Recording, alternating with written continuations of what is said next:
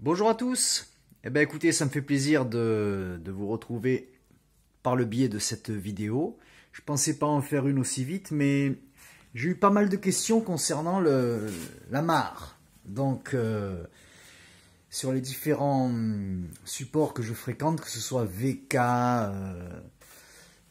Telegram, ou peut-être un ou deux forums, mais bon, là, je parle pas de survivalisme, je parle plus de jardinage. Donc écoutez, j'ai décidé de faire cette vidéo pour répondre aux différentes questions que j'ai reçues, parce que c'est vrai que cette mare, ou ce bassin comme on veut, il est atypique. Il est atypique pour une raison, c'est qu'il est naturel et que moi, à titre personnel, j'en ai jamais vu des comme ça, c'est vrai. C'est ce qu'on m'a dit. On m'a dit, bah pourquoi t'as pas mis une bâche? C'est sûr ça va fuir, il y a des moustiques et patati et patata. Donc je fais l'intro dans la maison parce que j'ai mon voisin qui tombe dehors. Enfin, j'ai un voisin qui tombe. Et ça fait un peu de bruit, mais théoriquement, j'ai fait un essai tout à l'heure, on entendra ma voix correctement, mais bon, on aura en bruit de fond le ronron du tracteur. Donc je vais sortir et puis on va faire le tour, et puis je vais vous répondre un petit peu à tout ça. Alors vous voyez déjà, premièrement, hein, je l'ai mise en face de chez moi pour pouvoir en profiter. Alors je sais pas si je dois dire une mare ou un bassin, mais bon, je dirais plutôt une mare, et vu que je suis vraiment dans un biome naturel à 100%, je pense que la mare c'est plus, ça colle plus à ce que je voudrais réaliser, bien que, comme je vous ai dit dans la première vidéo, vous voyez, regardez, une libellule femelle ici, qui est en train de pondre. Oh putain, elle est en train de pondre. Regardez, regardez, en direct live. Ah bah elle va vite hein, pour le téléphone, mais elle est en train de pondre là. Oh, théoriquement, elle est là, ouais, on la voit. Elle pond. Petite libellule, c'est une libellule déprimée, une femelle, ouais. Bah oui, enfin, ce serait un mâle, il pourrait pas pondre. Mais dès que je m'approche, elle file. Allez, cocotte. Ouais, bon, enfin, voilà. Vous voyez, c'est sympa. C'est pour ça que j'ai fait ma mare, en vrai. C'est pour avoir des trucs naturels et tout. Et pour pouvoir voir ce genre de choses. Alors, la mare. La mare, ici, à cet emplacement-là, précis, là. On a décidé d'abattre un sapin qui était ici, là, à cet emplacement. Un sapin du même type que celui-ci, là, qu'on voit là-bas. Il me plaisait pas trop parce qu'il était près de la maison et puis bon, il commençait un peu à perdre ses épines, comment dirais-je, à mourir quoi. Voilà, il commençait à faner un peu. Donc on l'a fait enlever et j'ai profité du fait qu'on l'ait fait enlever, qu'on s'est retrouvé avec le trou de la souche pour dire à la personne qui s'est occupée de ça, ben écoute, tu sais quoi, j'aimerais me faire un bassin ici et puis voilà. Et moi j'avais dans cette idée de me faire un bassin naturel, comme un petit étang quoi, voilà, un petit étang naturel. Et j'ai consulté des gens sur les différents forums. Il y a des forums hein, spécialisés sur les bassins, tout ça. Et j'ai eu que des réponses me disant non, ça tiendra jamais. Il faut mettre une bâche avec une pompe et tout ça. Enfin bon. Et finalement, comme je suis un peu testard, eh ben, je me suis dit, ben, tu sais quoi, je vais quand même tenter l'aventure. Alors ce que j'ai fait, on a fait le trou. Je vais vous mettre des photos, je vous mettrai des photos pour ceux que ça intéresse. Hein. D'ailleurs, c'est pour ceux que ça intéresse que je fais la vidéo. On a fait le trou, on a tout fait comme il fallait. On est allé chercher dans le fond là-bas. Je vous avais montré le poulailler, il y a des bottes de paille. Bon, ben là-bas, là, il y a de l'argile. On est allé chercher de l'argile, de mon argile de mon terrain, si vous voulez. Et on a tout bien fait. On a mis 40 cm d'argile, tassé avec le godet. Ensuite, tout le fond a été passé à la tapette, là, je sais pas comment on appelle ça, une tapette, vous savez, des fois on voit, là, ça fait tac, tac, tac, tac, tac, moi je dis une tapette, mais bon, à la tapette et tout, et on a tout lissé les bords à la main.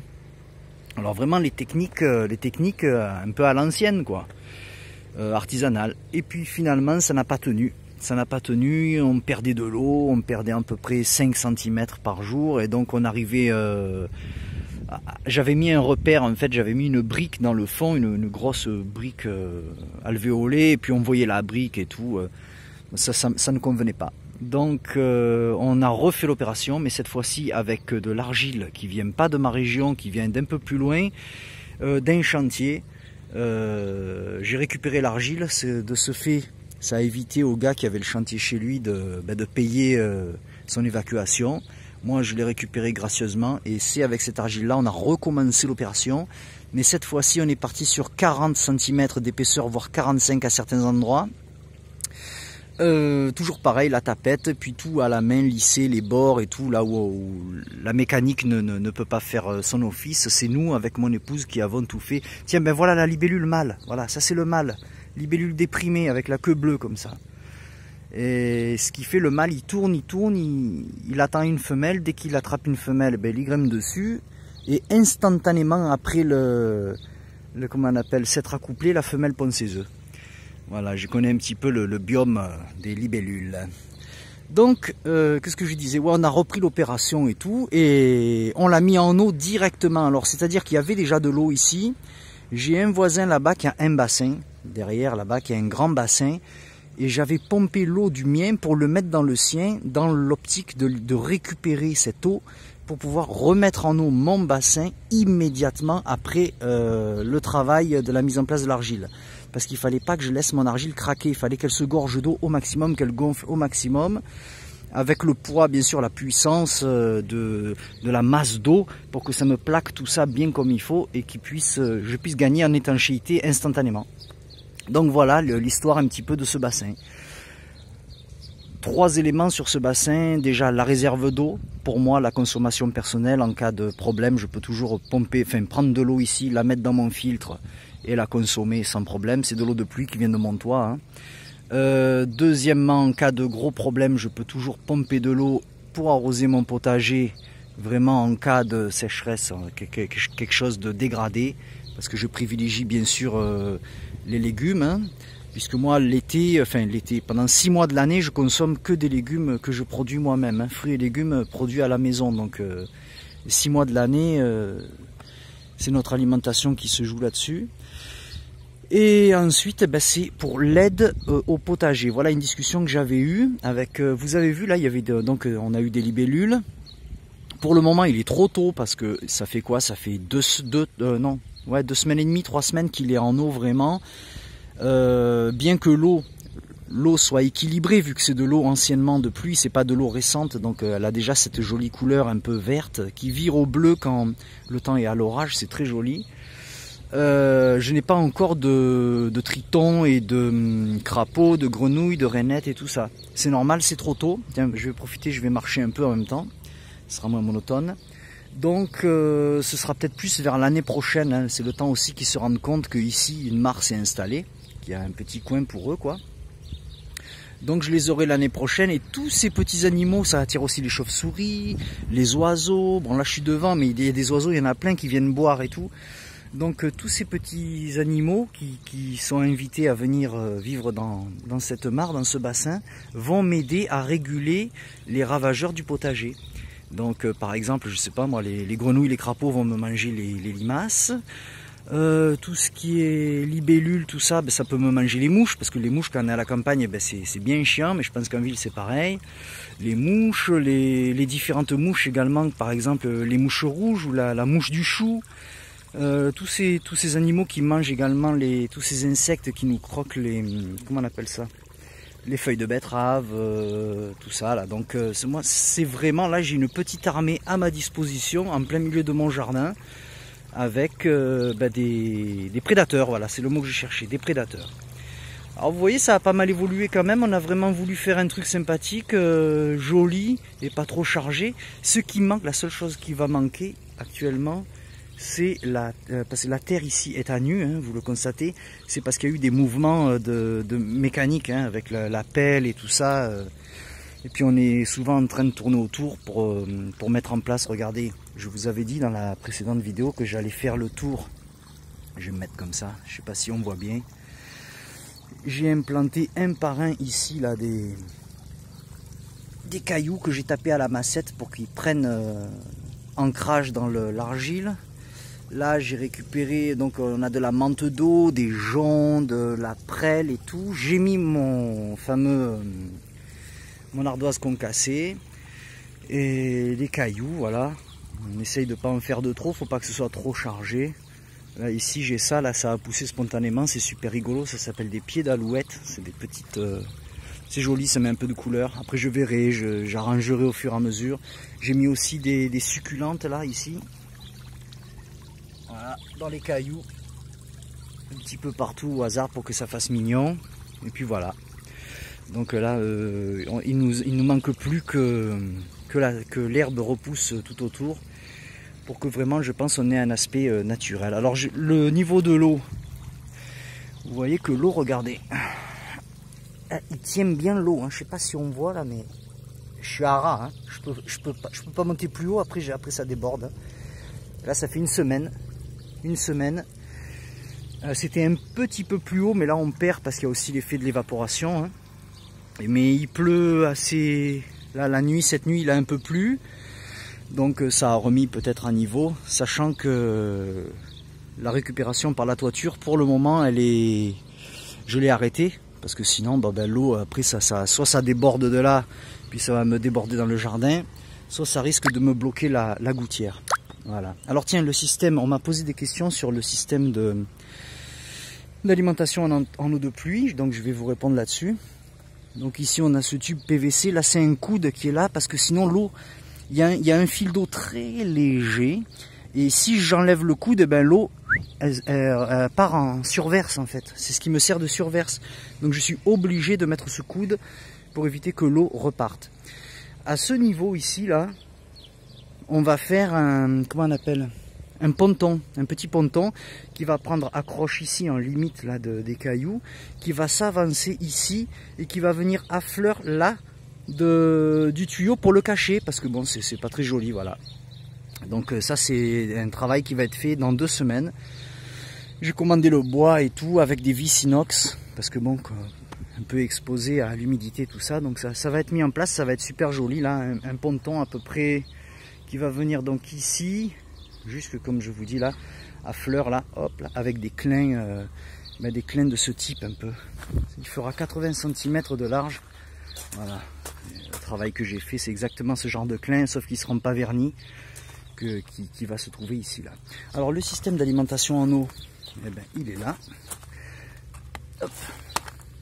Alors comment ça fonctionne? Vous allez voir. Ah il y a des araignées, puis elle n'est pas petite là. Donc comment ça fonctionne? J'ai l'eau de ma toiture. La toiture, je vous ai dit, j'ai d'un côté comme de l'autre, là j'ai 120 mètres carrés de toiture. Je collecte l'eau d'un autre côté dans un puits, dans une réserve d'eau souterraine. Je vous la montrerai, ça fera peut-être l'objet d'une vidéo. Et puis ce côté-là, il est consacré à l'alimentation donc du bassin ici, ou de la mare, comme vous voulez. Donc l'eau, elle descend de la gouttière ici principale et elle chemine dans ce tube en PVC. C'est un nouvel aménagement que j'ai fait. Donc elle va venir ici. Si je veux récupérer l'eau de pluie,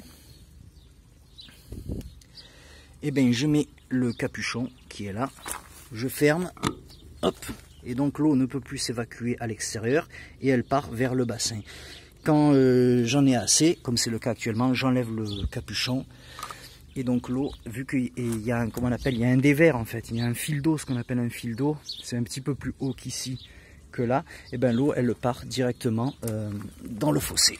Voilà mon petit système tout simple. On s'est pas pris la tête, on a vraiment fait un truc tout simple. Ensuite là, j'ai ce seau d'eau là qui me sert un peu à mettre du réassort. Chaque fois que je me lave les mains dehors, ou que je rince un outil ou quoi que ce soit, ou même mes chaussures, je récupère l'eau dans ce seau que je remets là dedans. Voilà, comme ça c'est pas de l'eau qui est perdue. Soit j'arrose, soit je mets l'eau là dedans. Voilà. Soit j'arrose mes plantes ou des bambous, je sais pas moi, j'arrose mes petits trucs. Voilà, arrosage d'agrément. Parce que pour l'arrosage vraiment du terrain, je vous ai parlé d'une cuve qui est derrière l'autre côté de ma maison. Et là par contre c'est quelque chose de beaucoup plus technique, de moins joli que ça quoi. Enfin de toute façon c'est tout enterré. C'est vraiment là un stock stratégique qu'on a mis en place au tout début de notre arrivée ici. Voilà, donc concernant la mare, il y a environ, je ne peux pas vous dire si c'est un peu plus, un peu moins, on a estimé vis-à-vis du volume et des mesures, il y a 1,10 m de fond. On part en fosse comme ça là, on descend en fosse et à partir de la goulotte ici là qui se fait ici là on a 1,10 m de fond, donc on est vraiment très très profond et on a estimé avec l'entrepreneur, quand on a mesuré ce qu'on a pu mettre avec la pompe et tout, à 35 mètres cubes d'eau. Donc ça fait quand même 35 tonnes d'eau. C'est énorme, c'est énorme, c'est énormissime. Ici, vous avez on voit un peu le fond là. L'eau est de très belle qualité parce qu'on voit quand même, là, ici, là, regardez, hop, à peu près jusqu'ici, là, tout le long, là, j'ai fait ce qu'on appelle un lagunage, c'est-à-dire un système d'escalier, voilà, du plat pour que je puisse poser mes pots, parce que sinon, même la pompe, elle serait pas là. Donc, un lagunage, et après, ça descend à pic, hop, 1,10 m, 1,10 m, jusqu'ici, là, et là. Et après, là, je remonte en fosse, voilà. Donc, voilà, je pense que je vous ai tout dit. Ah oui, les moustiques. Les moustiques, eh ben alors les moustiques, je n'ai aucune larve de moustiques, zéro, aucune.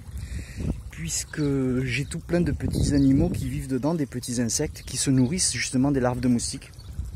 Dont les larves de libellules, j'en ai là des larves de libellules. Déjà que j'ai récupéré de l'autre bassin que j'ai intégré ici. Et j'ai tout plein d'autres petits prédateurs là qui me les mangent, donc j'ai aucun problème de moustiques. Regardez, ma chambre, elle est juste ici, voilà, je dors ouvert et tout avec la fenêtre ouverte et je me fais pas manger par les moustiques, j'ai aucun problème. Voilà, et ben écoutez, j'espère que j'ai répondu à vos questions, je pense, hein. S'il y en a d'autres, ben je répondrai plutôt peut-être dans les commentaires. Voilà, voilà, moi je me languis que là il y ait de l'herbe un peu qui pousse comme ici là, parce que ça fait tout malheureux. Et puis ben voilà, la mare, le bassin, mare. Voilà, si vous avez des suggestions. Ah oui, tiens, j'ai oublié de vous dire que j'ai mis 7 petits poissons rouges, mais des petits comme ça, là. 7 petits poissons rouges qui sont là, et puis qui vont faire leur vie, ils vont sûrement grandir un peu. Hein. Ça peut arriver jusqu'à 12-15 cm. Avec un endroit comme ça, ils sont 7. Ouais, ils ont de la place. Et ça ne me perturbe pas mon équilibre insectes-poissons, quoi. Ils vont pas tout me bouffer, parce qu'ils sont pas assez nombreux, c'est beaucoup trop grand pour eux. Enfin voilà, et ben écoutez, j'espère que cette vidéo vous aura convenu, qu'elle aura répondu à votre questionnement, comme quoi faire une vraie mare traditionnelle, sans plastique, sans... Parce que l'eau n'aurait pas cette couleur avec une mare en plastique, et puis ça ferait dégueulasse, on aurait les trucs en plastique là qui... Vous voyez ce que je veux dire, ça revient sur les bords, et puis avec le soleil ça craque et tout. Là on est vraiment sur du naturel, moi je trouve que c'est beaucoup plus joli, ça va bien s'intégrer quand l'herbe aura repoussé, tout ça. Que j'aurais mis plus de plantes, plus de nénuphars, des choses sympas, là on va vraiment être dans le naturel quoi. Et du coup moi je n'aurai pas à m'en occuper, parce qu'elle va se réguler elle-même toute seule. Voilà, c'est la nature qui fera son travail. Et ben écoutez, je vous remercie. Je dois vous dire que j'étais assez surpris du nombre de vues de la vidéo, parce que j'ai pas fait de publicité là-dessus, à part sur mon comment on appelle, mon canal Telegram, que je vous invite à rejoindre si vous le souhaitez. On parle de choses peut-être un peu plus... Sur Telegram, on parle plus de politique et de choses vraiment qui ont attrait avec le survivalisme. Hein. Voilà. Donc écoutez, je vous remercie et puis je vous dis à bientôt pour une prochaine vidéo. N'hésitez pas à me soumettre des questions sur ce que vous souhaitez savoir sur le Telegram. C'est là que vraiment on est plus à même de discuter tous ensemble. Voilà. Allez, merci, au revoir.